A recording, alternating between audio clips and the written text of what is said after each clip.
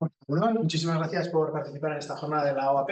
Vamos a hacer una pequeña introducción para poner en contexto la jornada. Como bien sabemos, yo creo que a estas alturas las oficinas Acelera Pymes son una red de oficinas que ha puesto en marcha el Ministerio de Transformación Digital y para la Función Pública en toda España, que están cofinanciadas con fondos FEDER de la Unión Europea, con el objetivo de poner en valor las nuevas tecnologías y mostrar a las empresas cómo pueden ayudarles en sus procesos de negocio.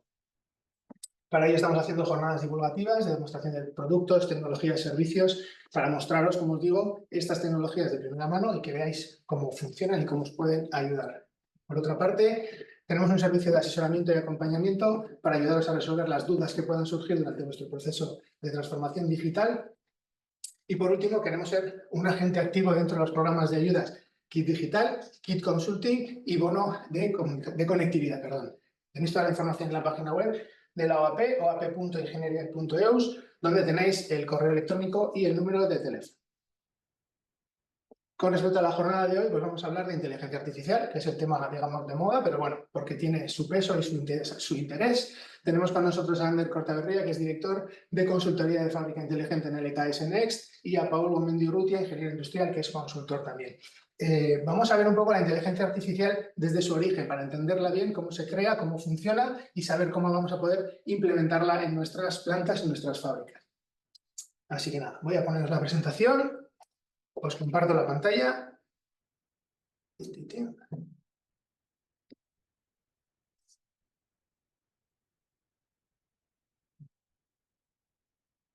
Y si no me equivoco, tenéis ya la pantalla en vuestros ordenadores. Así que chicos, cuando queráis, todo vuestro. Adelante.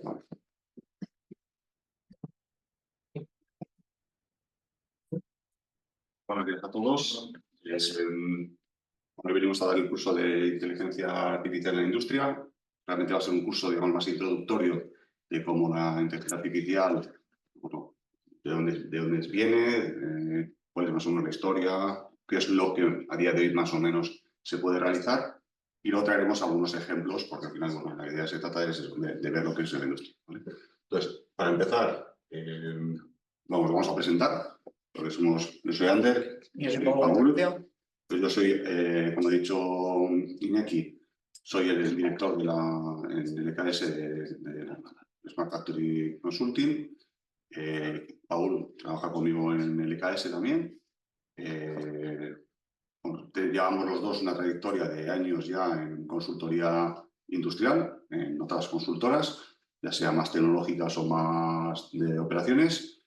Y bueno, somos los que a día de hoy, como estamos en la parte de Smart Factory de CASE, pues bueno, tiene esta la parte de IA en la industria, pues está dentro del alcance, digamos, del trabajo diario más o menos que realizamos, ¿vale? Sí, un poco el enfoque que le queremos dar a esta presentación, ¿no? Ver cómo este tipo de tecnologías, en este caso la inteligencia artificial, nos puede ayudar desde el punto de vista más operacional o desde el punto de vista más de la industria, ¿no? Nosotros, como comentaba Ander, somos consultores industriales que nos apoyamos también en un equipo tecnológico que tiene nuestra compañía. Y bueno, como decía, el enfoque que le queremos dar a esta presentación no es tanto una presentación técnica y científica, vamos a decir, de lo que es la inteligencia artificial, sino más cómo la podemos aplicar a casos más terrenales, vamos a decir, en concreto la industria. Pues empezamos. La idea del índice de lo que vamos a hablar, bueno, hemos estructurado en 3 bloques. Cómo ha surgido la IA, inteligencia artificial, y de dónde viene, qué es la inteligencia artificial y en qué consiste, y por último, como decía antes al inicio en la introducción, pues una serie de aplicaciones de la IA, cómo está más o menos a día de hoy, qué cosas se pueden hacer, y sobre todo tratar de ver si somos capaces de explicar o trasladaros en qué nos puede ayudar, ¿vale? Bueno, pues, ¿cómo ha surgido la IA? Vamos a hablar un poco de historia, ¿vale? Cuando hablamos de IA, estamos hablando ya de hace ya bastantes años, casi la Segunda Guerra Mundial, en eso, más o menos años posteriores a la Segunda Guerra Mundial, pues 50, 60 del siglo pasado. Hay varios hitos. Realmente, si hablásemos de historia, pues podría estar toda la hora hablando de historia. Como no es la función de este, pues pasaremos sobre hitos, creemos que son reseñables para entender la inteligencia artificial. Entonces empezamos con, pues bueno, hace, digamos, en los años 50, como decimos, Warren McCulloch y Walter Pitts presentan un modelo de neuronas artificiales. Básicamente lo que tratan es de replicar a través de computación cómo funciona una neurona, ¿no? Al final, su idea es, oye, pues tener neuronas que hacen cálculos sencillos, al final tener muchas neuronas y conectadas, al final lo que me permite hacer cosas más complejas, ¿vale? Y ese es el inicio de lo que probablemente será, pues bueno, es lo que llaman en IA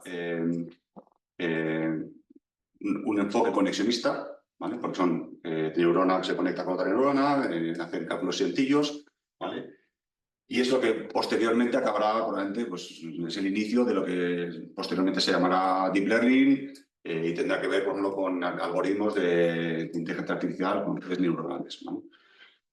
También se da en esta década, pues bueno, hay una persona que se llama Alan Turing, británico, que tiene mucho impacto en la historia, porque probablemente algunos de vosotros habéis visto la película Enigma, en la cual descifra, digamos, la codificación de los alemanes y se dice que gracias a esa descodificación, probablemente la Segunda Guerra Mundial se reduce entre 2 y 6 años la duración, ¿vale? Es una persona muy importante en la historia científica del Reino Unido.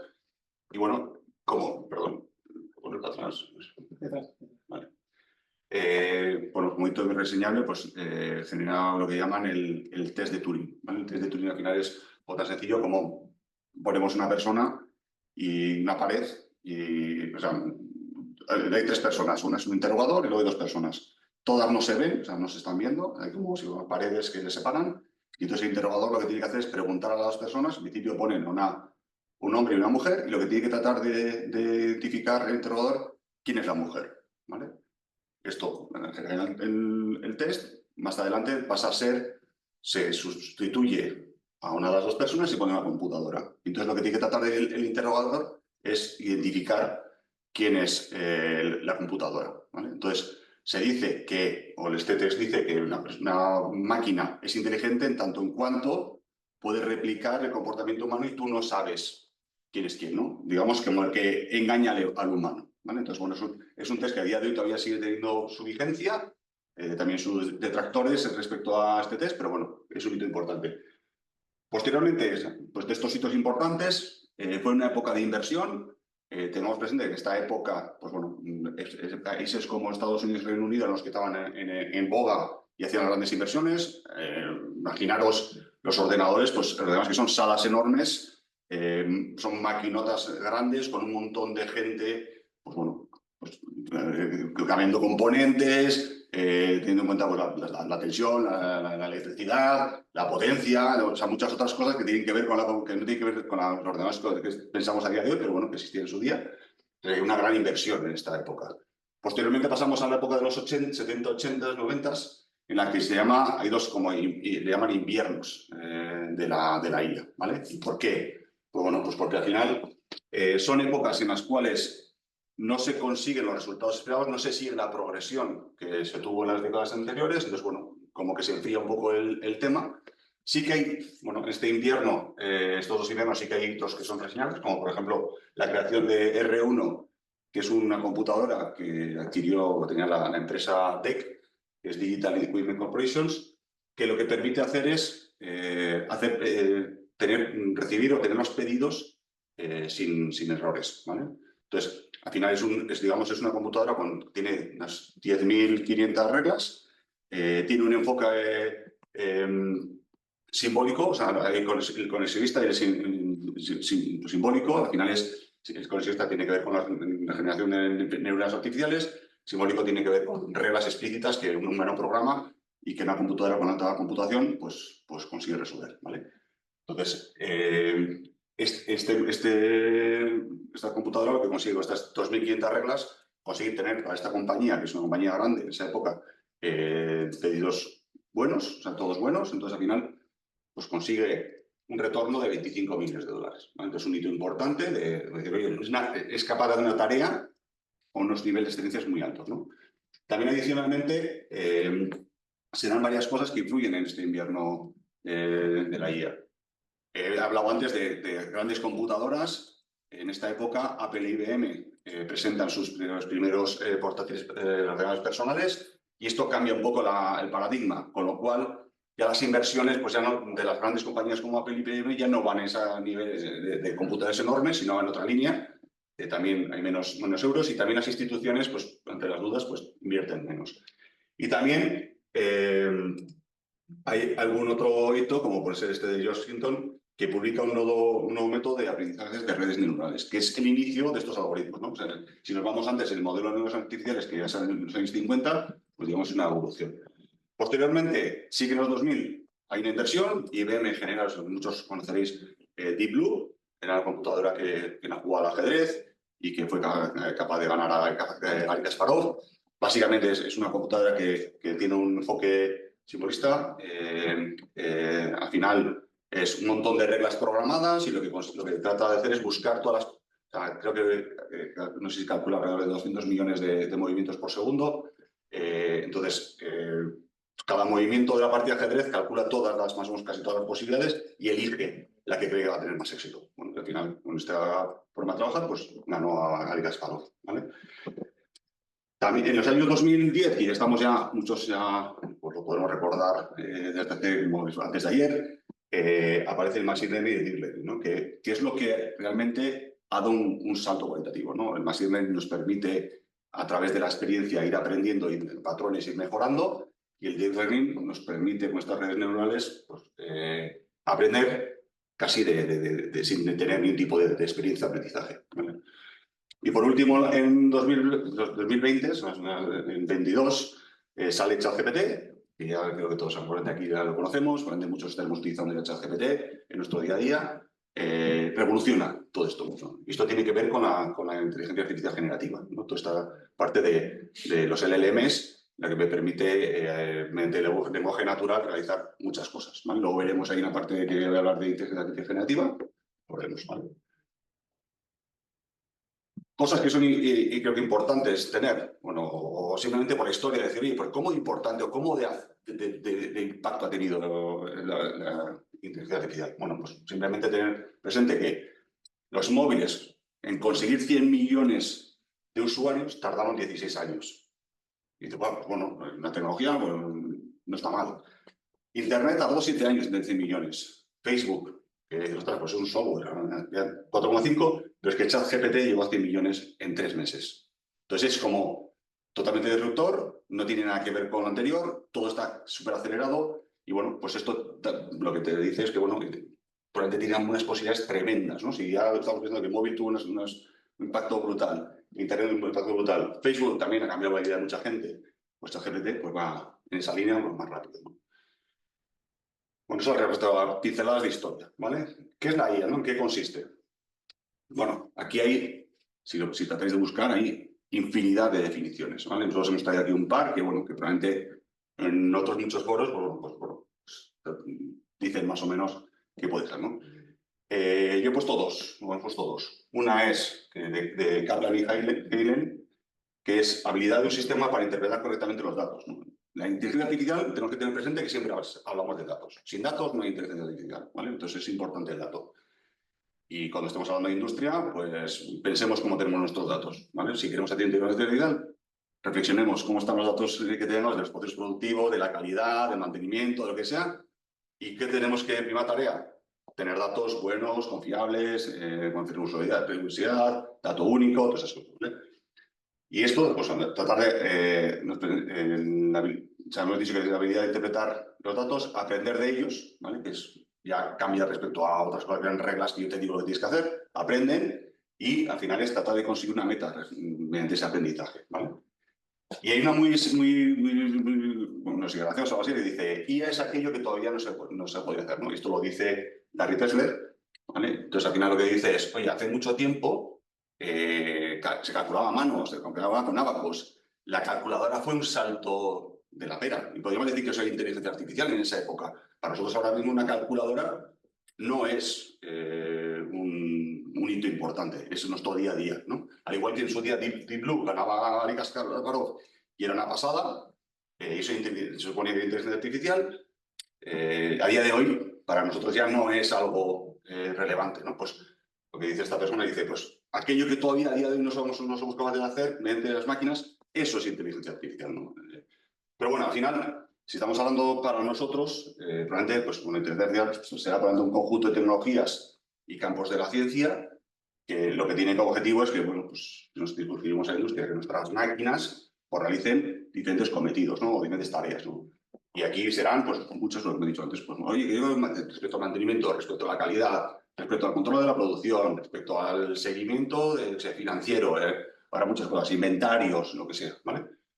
Y bueno, y aquí tratará de, pues, esta inteligencia es emular lo que hacemos los humanos, ¿vale? Entonces, bueno, aquí hay un ecosistema que al final está todo imbuido dentro que es inteligencia artificial, que tiene un montón de palabras que nos sonarán, como yo que sé, Machine Learning, yo que sé, Primary System, por supuesto el lenguaje natural que hablamos luego, temas de automatización, robótica, ¿vale? Entonces, conceptos así básicos de la inteligencia artificial, ¿no? ¿Todo es inteligencia artificial? No, pero hay cosas que sí, que se circunscriben dentro, ¿no? Digamos que la inteligencia artificial digamos, es como el paraguas más grande. Es donde metemos pues toda la parte que he dicho antes de redes neurales, la parte de cómo hago a través de reglas y algoritmos explícitos los cálculos, la computación, ¿vale? Y eso es, bueno, esta parte de... Perdón, esta parte que está aquí más amplia, ¿no? Al final es pues, donde trato de que las cosas se comporten como los humanos, ¿no? Dentro de esa parte de inteligencia artificial, que es donde está todo el dato, toda la computación, toda esa, pues bueno, toda esa evolución que ha habido en los últimos años, porque el nivel de computación se ha elevado increíblemente en los últimos años, bueno, aparece el Machine Learning, ¿no? Machine Learning, lo que he dicho antes, es al final es a través de la experiencia identificar patrones, tengo modelos que me permiten identificar patrones, me permiten definir, o el algoritmo defina, ¿no? Una serie de reglas y puedo empezar a predecir cosas. Puedo anticiparme a lo que creo que lo que creemos que puede suceder. Y lo que sí ha cambiado radicalmente probablemente los proveedores es la parte de deep learning, ¿no? Al final, la parte de redes neuronales, la que nos permite hacer, digamos, un análisis y mucho más profundo, con mucho más dificultad y que nos permite hacer tal vez tareas que hasta hace poco no podíamos, ¿no? Entonces, esta es la parte en la que entran los LLMs, ChatGPT, entonces empiezas a hacer, pues bueno, identificar defectos en fotos, identificar en una foto que esto es un gato, empezamos a hacer cosas que antes ni pensábamos que se podían realizar, ¿no? Y esto es lo que realmente en los últimos años está haciendo que tenga mucho impacto en todos los sectores y, por supuesto, en la industria, ¿no? ¿Qué sacamos o qué cosas podemos realizar a través de la inteligencia artificial?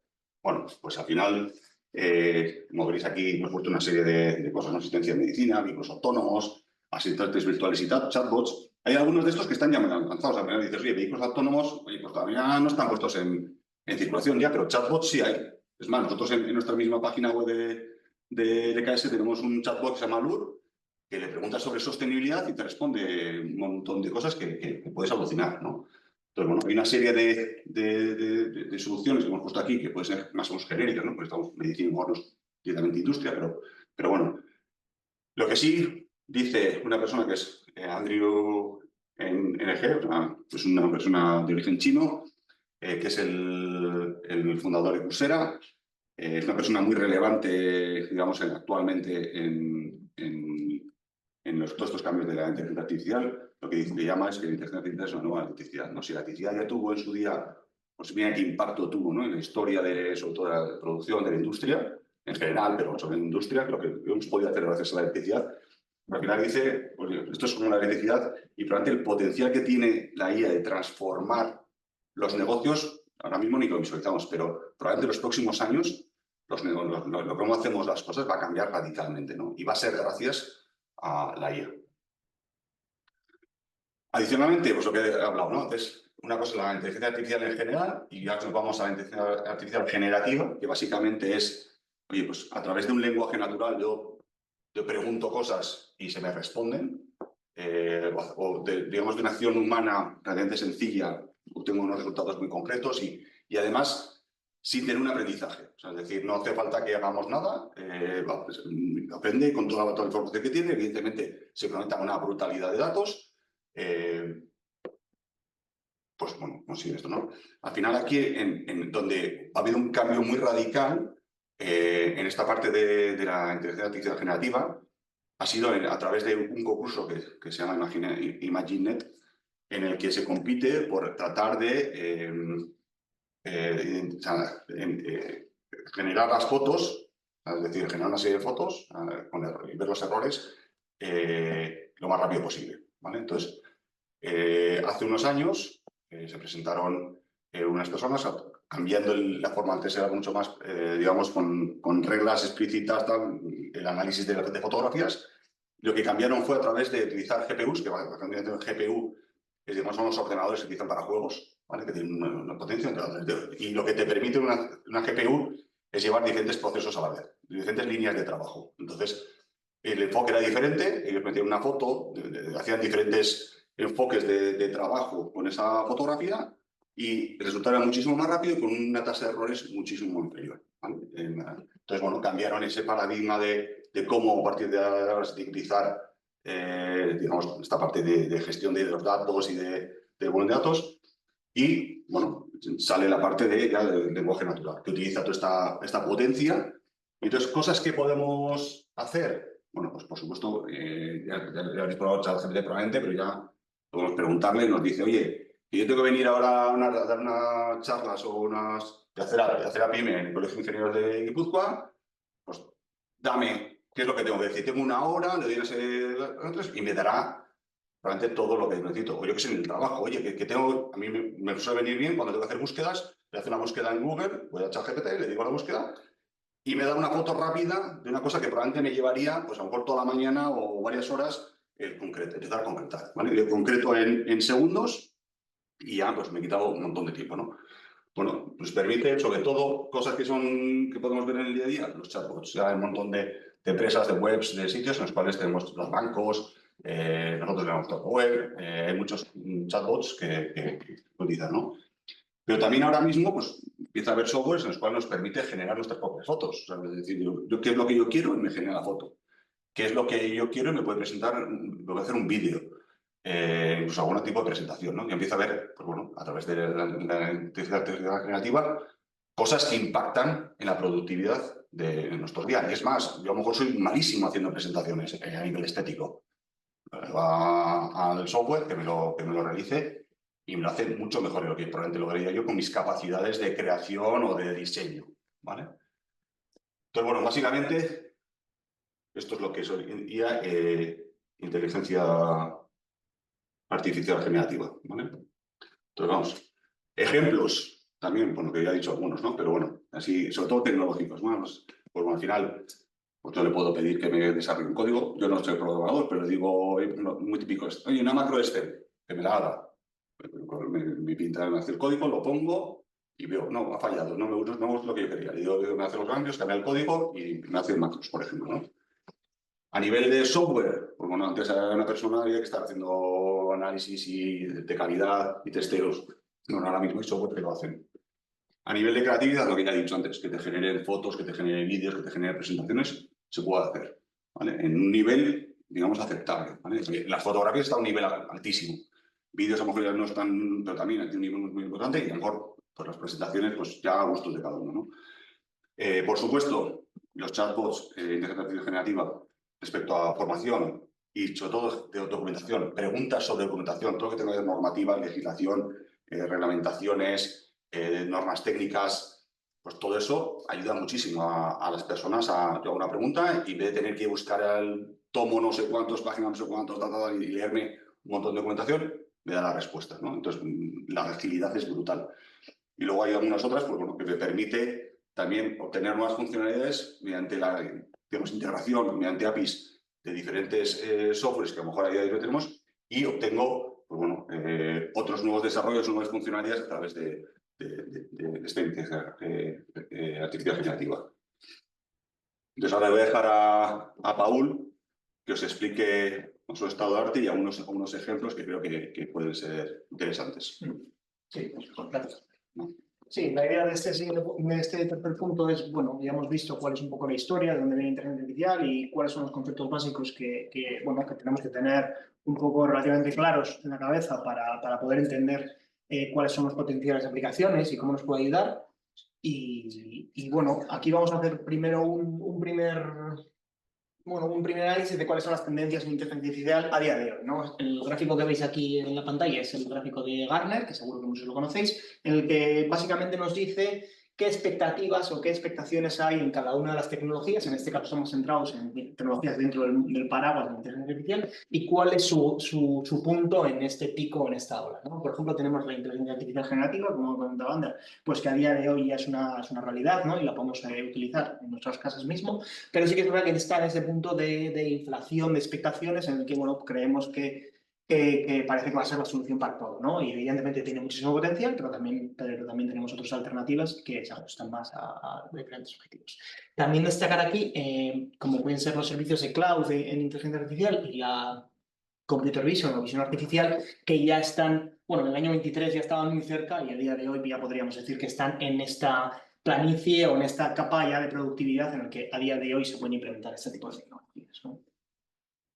En concreto, si vamos al panorama que puede haber en España y en Euskadi, pues vemos que en concreto España, en este ranking que vemos aquí, pues está en el puesto número 11 a nivel de inversiones, a nivel de innovación y a nivel de capital y datos que manejan en cuanto a inteligencia artificial. Y esto, si lo comparamos con el PIB que tiene España, que sería el puesto 15, pues vemos que está un poco avanzado respecto a su PIB, ¿no? Esto nos hace, bueno, sacar una breve conclusión de decir, bueno, pues parece que la industria en España pues está más bien alineada en cuanto a la inteligencia artificial y estas tecnologías se refieren, ¿no? Si nos vamos a Euskadi, a la comunidad autónoma vasca, vemos que en este caso sí que estamos un poco más rezagados de la media estatal, que podría ser, y esto, bueno, pues podría tener relación directa con cuál es el tejido empresarial vasco, ¿no? Como veremos en la siguiente diapositiva, pues vemos que las empresas grandes, que en ambos gráficos están señaladas con estrellas, por lo general son más usuarias de inteligencia artificial, ¿no? En el año 22, que ya han pasado 2 años y son 2 años en los que han pasado muchas cosas, pues vemos que se hizo una encuesta y se preguntó qué porcentaje de empresas utilizaban inteligencia artificial, ¿no? Si comparamos en el primer gráfico a nivel de tamaño de las empresas, vemos que las empresas grandes son muy usuarias, un 33% lo usaban en el 21 y un 41% lo usaban en el año 22, ¿no? Entiendo que en el año 23 y 24 habrá subido muchísimo. Y sí que vemos que las empresas pequeñas y medianas pues son menos usuarias, ¿no? Pues en torno a un 13 y un 20% y en torno a un 6 y un 9%, ¿no? Pero sí que es importante destacar que a pesar de que las empresas pequeñas y medianas sean menos usuarias, sí que están adaptando con más rapidez esas nuevas tecnologías, ¿no? Y si nos vamos más a la parte de sectores, pues vemos que la industria manufacturera estaría en estos 2 recuadros que hemos marcado aquí, en el puesto número 4 y en el puesto número 7, ¿no? Que estarían ligeramente por encima de la media en todos los sectores, muy por encima de sectores más tradicionales, como puede ser la construcción o la hostelería, ¿no? Pero evidentemente pues a la zaga de sectores como pueden ser los sectores TIC, los sectores de información y telecomunicaciones, pues que están más avanzados y que tienen inversiones pues más potentes y en general constituidos por empresas de mayor tamaño, ¿no? Y entonces volvemos un poco al discurso anterior. Entonces, si nos quedamos con la industria y un poco hilando lo que comentaba Ander, vemos cuáles son los retos que tiene que afrontar o qué retos tiene encima de la mesa a la hora de abordar esta nueva oleada de inteligencia artificial que ya la tenemos encima, ¿no? Nosotros hemos englobado los retos en 8 grandes agrupaciones, ¿no? Por un lado, la variabilidad de los procesos, ¿no? Y hablamos de procesos productivos y procesos no productivos, ¿no? Porque en una industria, en una compañía, en una fábrica, pues tenemos todos los procesos productivos que son tan variables como nos podemos imaginar, pues en función del sector, en función del tamaño, en función de la actividad que se realice, pero además tenemos un sinfín de procesos administrativos, procesos auxiliares, de procesos logísticos, todo lo que está alrededor del proceso productivo que también impacta y también puede ser mejorado con inteligencia artificial, ¿no? Entonces, eso hace, bueno, pues que por sí ya sea un reto, ¿no? Pues porque tenemos muchos planos. Por otro lado, la madurez tecnológica, lo que comentaba Wanda también, ¿no? No se puede entender la IA sin digitalización y sin datos, ¿no? Y esto es importante. Y nos encontramos habitualmente pues, que este nuevo reto de transformación digital, ya que también es otro melón, vamos a decir, pues vemos que cada compañía lo ha hecho un poco a su manera y a su ritmo, evidentemente, y esto pues tiene un impacto a la hora de querer abordar retos de inteligencia artificial, ¿no?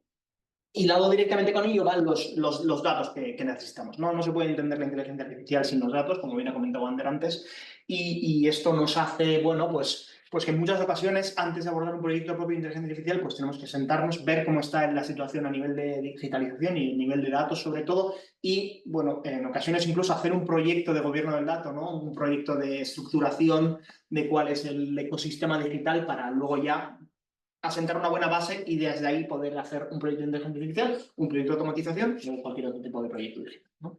Discúlpame un segundito. Tenemos una mano levantada, no sé si ha sido por error o porque quiere hacer alguna pregunta. Si es alguna pregunta, pasárnosla por favor por el chat y la planteamos, ¿vale? Vale, perfecto. Por otro lado, el real time, ¿no? O todo lo que tiene que ser a tiempo real y la volumetría de datos que eso supone, ¿no? Pues volvemos un poco a los datos y a la parte tecnológica y esto en sí es un reto, no solo para la industria, ¿no? Porque muchas veces requiere una solución que procese datos a gran velocidad y con información en tiempo real, sino que encima es un reto también para la tecnología bueno, para la tecnología de procesamiento y de computación, y esto, pues bueno, pues es un reto que en este caso lo repartimos entre nosotros, ¿no? Seguido a eso y vinculado a los datos, pues son el parque de máquinas que tenemos a día de hoy, ¿no? Pues por lo general nos encontramos con muchas máquinas, pues que han sufrido muchas renovaciones, muchos retrofits, muchos revampings, han sido sensorizadas, no han sido sensorizadas, tenemos que implantar IoT, pues eso también es otro reto que requiere bastante atención, y vinculado a esta parte por la ciberseguridad, ¿no? Todo lo que vayamos a ir construyendo desde el dato mismo hasta cómo lo compartimos y qué tipo de servicios utilizamos, tanto en on-premise como en la nube, pues todo esto tiene que ir enmarcado en unas reglas y en un marco de ciberseguridad. Al igual que ciberseguridad, legislación. Es decir, todo este último año ha salido una nueva legislación a nivel europeo bueno, ya está marcando unas pautas a cómo hay que afrontar todo este tipo de proyectos, todo este tipo de tecnologías, y al igual que la ciberseguridad es importante, pues la legislación también, ¿no? Y por último queda este último eje que hemos llamado el eje de la confianza, ¿no? Que es falta y exceso. Es decir, hay gente que es muy escéptica y no confía para nada en esta tecnología y cree que, bueno, pues que es otra moda, ¿no? Que viene y va. Y luego están los que tienen ese exceso de confianza, que creen que la inteligencia artificial es la gallina de los huevos de oro, ¿no? O que nos va a solucionar todos los problemas. Y bueno, pues tampoco es así, ¿no? Entonces tenemos que entender bueno, que es una tecnología que va a revolucionar, como bien ha dicho Ander, cómo entendemos muchas de las cosas, pero también está sustentada en muchas tecnologías y que, bueno, en ocasiones quizás sea la mejor solución, pero no tiene por qué ser la más adecuada para el momento en el que estamos.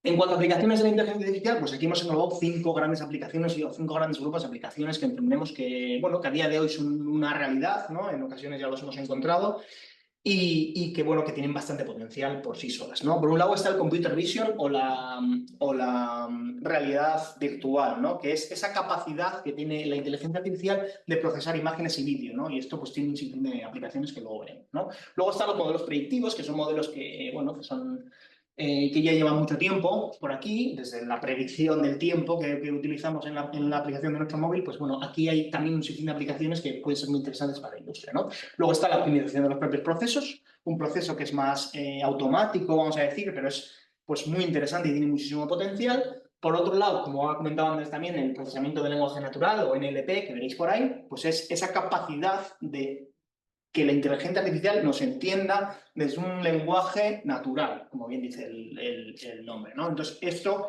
abre una puerta a la hora de cómo nosotros nos programamos la inteligencia artificial, cómo nosotros interactuamos con ella y cómo ella nos puede extraer realmente la información a nosotros que ella necesita, ¿no? Y luego, por último, la gestión documental, ¿no? Que aquí esto también es otro cajón desastre y que aquí se pueden hacer muchas cosas, pero bueno, veremos cómo que tiene una serie de aplicaciones, ¿no?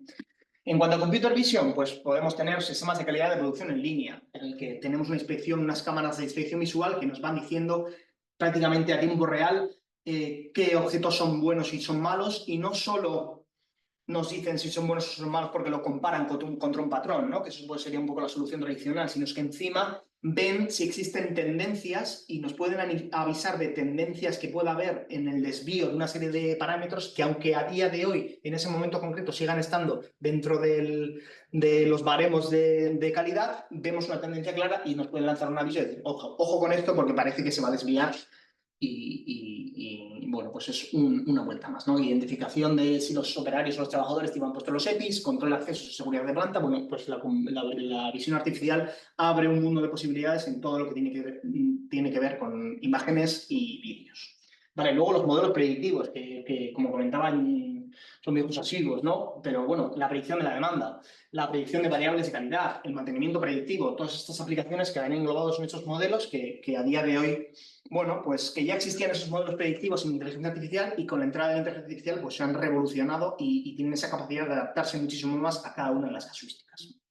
Por otro lado está la optimización de procesos, que son algoritmos de optimización. Y esto es tan sencillo como antes, antiguamente, en la programación o la secuenciación de la producción, había una persona que se dedicaba a intentar analizar cuál era la mejor combinación de todas las posibles, ¿no? Pues a día de hoy tenemos un programa informático que lo que esa persona tardaba horas en realizar o días, pues este lo hace en minutos, ¿no? Como puede ser un ejemplo claro de ese juego de ajedrez, pues aplicarlo aquí, ¿no?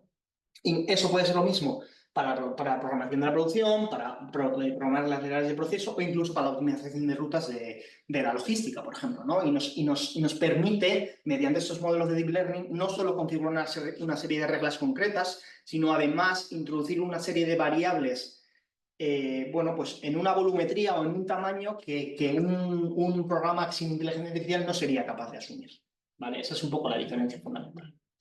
En cuanto al NLP o procesamiento de lenguaje natural, pues por ejemplo la transcripción de notas de voz. Yo puedo ir hablando y existen softwares o soluciones que transcriben lo que yo estoy diciendo y aunque no lo diga de una forma correcta o adecuada, ellos incluso entienden lo que yo quiero decir y lo escriben de una manera adecuada, ¿no? Incluso aunque yo haga faltas de ortografía, ellos los corrigen, ¿no? Y esto va directamente relacionado a que existen soluciones como el Copilot de Microsoft, que esta misma reunión que tenemos a día de hoy podrías enchufarla y haría luego un acta de lo que yo ahora mismo estoy diciendo, ¿no? También los chatbots, ¿no? Que nos permiten, como ha comentado Ander, y luego veremos rápidamente, pues el chatbot que nosotros en nuestra página web tenemos, que es de uso abierto, se llama Lure, es experto en legislación de sostenibilidad, y tú le preguntas algo concreto que quieras saber con un lenguaje cotidiano y normal, y él te va a responder con un lenguaje también bastante cotidiano y normal sobre un documento especialmente técnico, ¿no? Y esto nos permite, como bien decía Ander, poder manejar documentación que por lo general suele ser muy tediosa, muy complicada y con muchos conceptos un poco difíciles para una persona no técnica, pues poder trabajar, ¿no? Y esto pues tiene un sinfín de aplicaciones, como puede ser, bueno, pues la parte comercial con la parte técnica para que puedan comunicarse bien y, bueno, otra serie de aplicaciones, ¿no? Y por último, la parte de la gestión documental, ¿no? Que en esta parte le hemos dado la optimización de tareas administrativas, pero entendemos que va un poco más allá, ¿no? Porque podemos gestionar el conocimiento de la compañía. Es decir, luego veremos un caso concreto de una plataforma que te permite saber qué personal tienes dentro de la compañía, qué conocimientos tiene y, bueno, cómo podemos gestionar toda esta información de una forma mucho más agradable, cómoda, ¿no? O optimización de los procesos administrativos o incluso la generación de manuales a partir de experiencias previas, que también veremos luego un ejemplo. Entonces, vistos un poco las aplicaciones genéricas, ¿cómo recomendamos nosotros abordar un proyecto de inteligencia artificial, ¿no? En este caso, lo hemos dividido en 4 grandes fases. Aquí cabría destacar una fase previa, que ya lo hemos comentado antes, es de realmente entender qué datos o qué información necesitamos para abordar este proyecto, ver cuál es la situación actual y, bueno, entender si hace falta hacer un trabajo previo o no. Pero, bueno, entendiendo que ese trabajo ya se ha hecho, lo dividimos en 4 fases, como comentaba, ¿no? El primero, la fase de definición, en la que tenemos que definir claramente qué es lo que queremos sacar de aquí, ¿no? Y aquí, además de definir cuál es el proceso, las tareas que se quieren automatizar, optimizar, es importante también enfocarlos desde un punto de vista de rentabilidad, ¿no? Porque al final todos estos proyectos, pues bueno, pues tienen un coste asociado y es importante ver cuál es la rentabilidad que nos puede ofrecer este tipo de soluciones a la hora, bueno, pues hacer una especie de business case o calcular el ROI para cada una de los proyectos. Luego entraría la fase de la POC. Normalmente se suelen atacar este tipo de proyectos con una POC o una prueba de concepto, que lo que sirve es para realmente decir, nosotros teníamos una idea, hemos entendido cómo se puede hacer y la vamos a rentabilizar de tal manera. Y luego esta segunda fase nos sirve para evaluar si esta solución es técnicamente viable, si es tecnológicamente viable y si esa rentabilidad que a priori habíamos calculado pues también es económicamente viable, ¿no? Pasada esta segunda fase entraríamos en la tercera fase, que es la fase de desarrollo. Es decir, yo cojo esta POC y la desarrollo de tal manera que consigo como mínimo un MVP o MVP, que se llama, que es el mínimo producto viable, es decir, lo mínimo y necesario para que este producto ande por sí solo, y en otras ocasiones pues se aprovecha esta fase y se hace una serie de iteraciones para añadir funcionalidades que se van, bueno, que pues al final a lo largo de los proyectos se van identificando y se ve que es interesante incorporar, ¿no? Y luego por último una cuarta fase, una fase de despliegue en la que, bueno, pues todo este trabajo que hemos hecho en las fases anteriores, que por lo general se suele realizar en ambientes aislados o ambientes gemelos de lo que es la capa digital de la fábrica, pues esto se pone en producción, esto se integra con todos los elementos de la compañía y, bueno, se robustece para que evidentemente esto cuando salga a producción pues que sea mínimamente robusto y que la calidad a la hora de trabajar del modelo pues se ajuste a las necesidades de la compañía. Entonces, aquí tenemos 3 vídeos que, bueno, sí, yo creo que 2 por lo menos los podemos ver, que vemos qué tendencias hay en el año, bueno, actuales a la hora de cómo podemos aplicar inteligencia artificial, en concreto en la industria, y cuál puede ser, bueno, pues hacia dónde van un poco los tiros en ese sentido, ¿no? Entonces, si vemos primero, este primero es un vídeo de DHL. Igual, vale, si le doy a play. Y ya está. DHL apuesta por la digitalización y el uso de las últimas innovaciones en sus operaciones logísticas para ofrecer a sus clientes las últimas tecnologías disponibles. Una de las últimas herramientas introducidas en España son los drones autónomos, con los que DHL propone simplificar y agilizar el proceso de gestión de inventario. En DHL realizamos inventarios con drones buscando principalmente 2 objetivos. El primero de ellos es la seguridad, ya que reducimos los trabajos en altura y los riesgos que ello conlleva. El segundo de ellos es los recursos, ya que reducimos el uso de plataformas elevadoras y con un único operario se puede gestionar todo el inventario. Y por último también la rapidez, ya que bloqueamos una única zona del almacén, el resto puede seguir funcionando y en base a nuestra experiencia hemos visto que hacer inventarios con drones es hasta 6 veces más rápido que el inventario tradicional.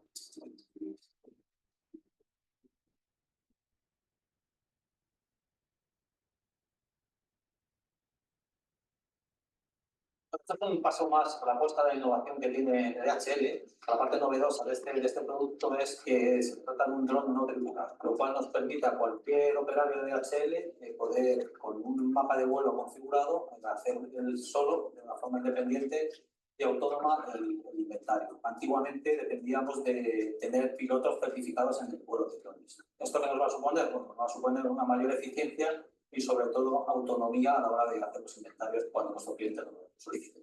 La tecnología y software empleados permiten a DHL ofrecer resultados muy superiores al estándar del mercado y liderar, una vez más, la innovación en la industria logística.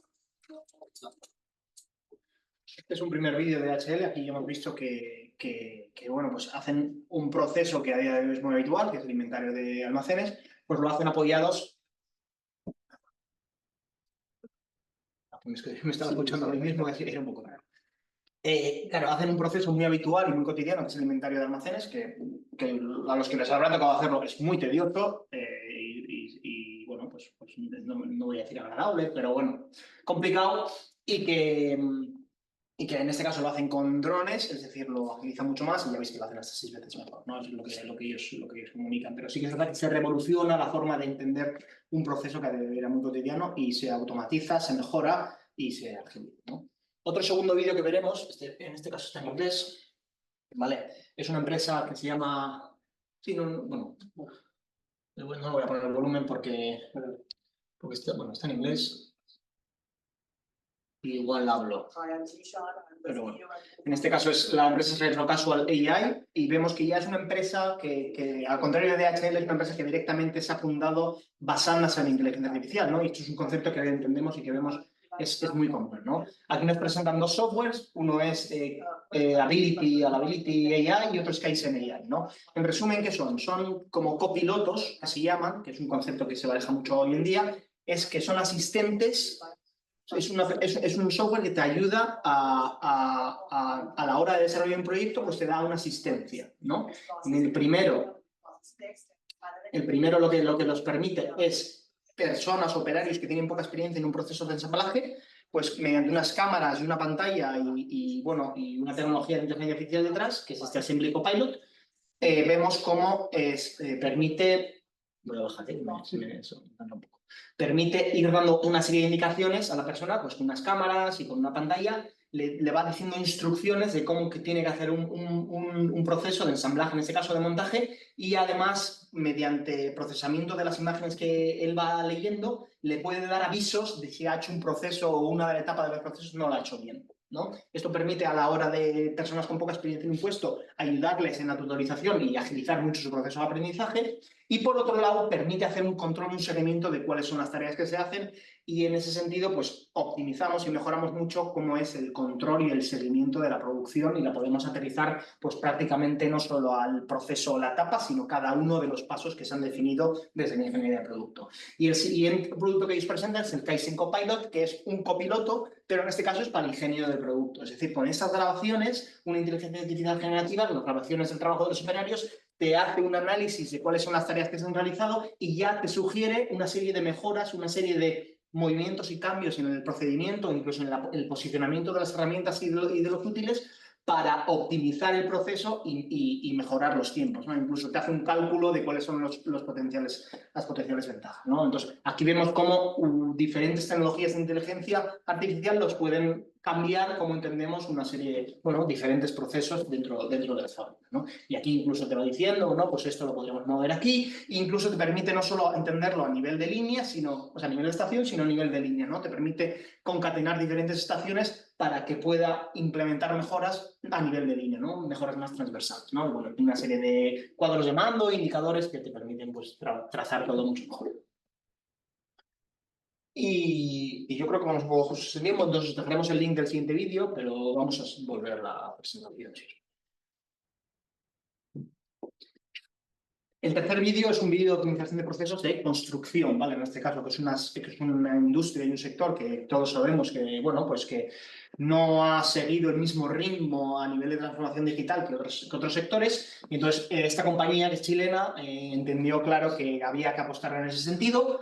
Y bueno, con una serie de cámaras de comisión artificial conseguían trazar el proceso en tiempo real, y eso les permitía hacer un seguimiento y una auditoría de cuáles son los trabajos que ellos realizaban y cuáles son los trabajos que realizaban todas las subcontratas que involucradas en una obra, además de que le permitía a la inteligencia artificial entender cuál es el proceso que está llevándose a cabo y sugerir una serie de optimizaciones y una serie de mejoras. En cuanto a casos de uso que nosotros tengamos y que nosotros seamos, bueno, conocedores o partícipes, ¿vale? En ese sentido, el primero que os queremos presentar es un caso de uso que trabajamos con un fabricante de hornos industriales, en el que, bueno, en este caso lo que se quería era predecir la temperatura del caldo dentro de un horno de fundición, en este caso de aluminio, ¿vale? ¿Por qué? Pues porque la temperatura del caldo está directamente relacionada con la calidad del horno, de los slots o del producto que sale de este horno, ¿no?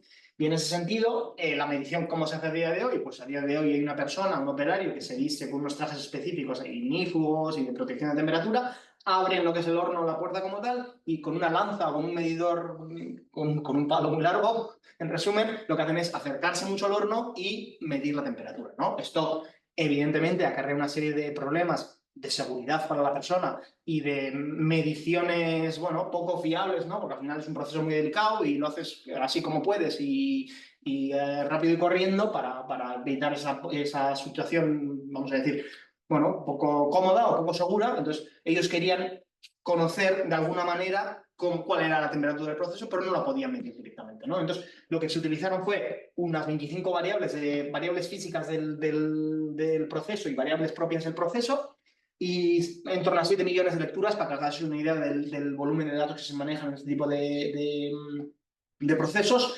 que en resumen era una muestra de 4 meses de producción, ¿vale? Entonces, ¿qué se consiguió? Se consiguió un modelo de predicción que tenía una fiabilidad o un porcentaje de acierto de un 98%, y que haciendo el cálculo pues podría tener una optimización bueno, una mejora de proceso de en torno, bueno, en este caso hace un símil de 1 millón de carcasas de iPhone, ¿no? Pero que en resumen, para que nos hagamos una idea, son en torno a 100 toneladas de aluminio anuales, ¿vale? De ahorro, ¿no? ¿Esto qué impacta, no? Pues impacta en la calidad del proceso y la calidad del producto que fabricamos, ¿no? Porque al final, como controlamos mejor el proceso, controlamos mejor la calidad. Y luego, al mismo tiempo, como controlamos mejor el proceso, optimizamos el proceso, ¿no? Porque no tenemos esos retrabajos o esas reconfiguraciones de los hornos porque no alcanzamos la temperatura correcta, ¿no? Se optimiza el proceso. Y al mismo tiempo se hace un proceso más sostenible. Por un lado, porque utilizamos menos material y como tenemos mejores calidades, generamos menos chatarra. Y por otro lado, porque optimizamos el proceso, con lo cual ahorramos en combustible y ahorramos en lo que es el impacto ambiental que puede tener el proceso. Si nos vamos a otro segundo caso, que en este caso es un fabricante de electrodomésticos, lo que queríamos era predecir, también en este caso, pero predecir el defectivo o la calidad del producto que nos iba a salir antes del proceso de estampación, ¿vale? En este caso lo que hacen son placas de cocinas de gas y mediante un proceso de estampación pues cogen chapas de metálicas y las estampan, ¿no? ¿Qué es lo que ellos sospechaban, ¿no? Pues que en función de cuáles eran los parámetros de los materiales de las chapas que ellos les venían, en función de los proveedores que tenían, en función de las aleaciones que utilizaban, pues ellos se olían de que existía una relación con el defectivo, con la calidad del proceso, ¿no? Y bueno, pues con este proyecto que se hizo se reafirmó que sí que es verdad que había una correlación, ¿no? Aquí hubo un gran hándicap a la hora de empezar porque los datos de los que disponían, al contrario del proyecto anterior, que sí que tiene un departamento de transformación digital, industria 4.0 muy potente y que hacen mucho trabajo y hincapié en la importancia de los datos en el proceso de fabricación de los hornos y de los propios hornos para luego obtener esa información, pues en este caso era un proceso más manual y no tenían una serie de datos tan robustos, ¿no? Eso hizo que impactara directamente en cómo de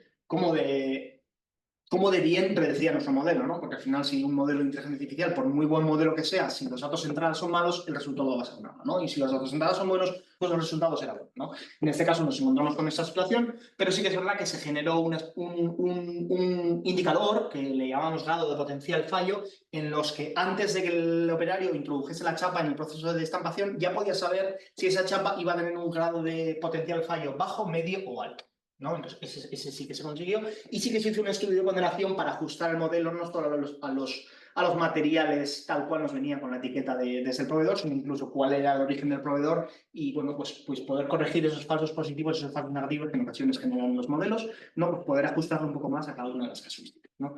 Y en este caso se quedó en esta prueba de concepto que se desarrolló con ellos, pero sí que es verdad que en un siguiente paso sí que se ha diseñado el ver cómo no solo nos da un resultado de grado de potencial fallo bajo, medio, alto, sino que podemos ir más allá y decir, oye, ¿existe alguna manera de que este que me queda en bajo, medio, lo puedo mejorar, puedo modificar mi proceso productivo para que suba de nivel y esta chapa me salga bien, ¿no? Eso sea calidad prescriptiva o un proceso prescriptivo, pues eso es en lo que, estamos trabajando ahora. Este otro caso es un caso de sanidad, que al final también es una predicción, y en este caso era un índice de riesgo en cuanto a enfermedades cardiovasculares.